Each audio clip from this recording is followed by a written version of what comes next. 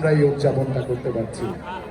গভীর শ্রদ্ধায় ভালোবাসায় প্রত্যেকটি আত্মাকে স্মরণ করতে চাই, যাদের আত্মত্যাগ আজ আমার এই উল্লাসের সবচেয়ে বড় উপলক্ষ হয়ে দাঁড়িয়েছে।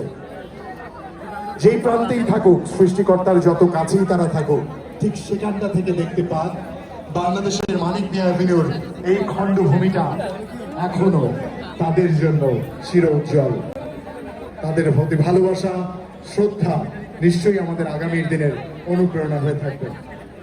আজ কথা রীতি এখানেই টানবো, তবে ওই যে একটা কথা, শেকর আমার জন্মভূমি, আমার বিজয়। এনার্জিটা একটু দেখি।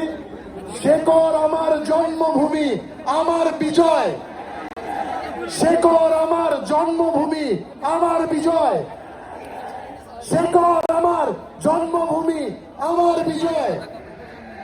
একদম বিজয় কারো পক্ষে থামানো সম্ভব না, তবে এই মুহূর্তে আরেকটু ফুর্তি করা সম্ভব।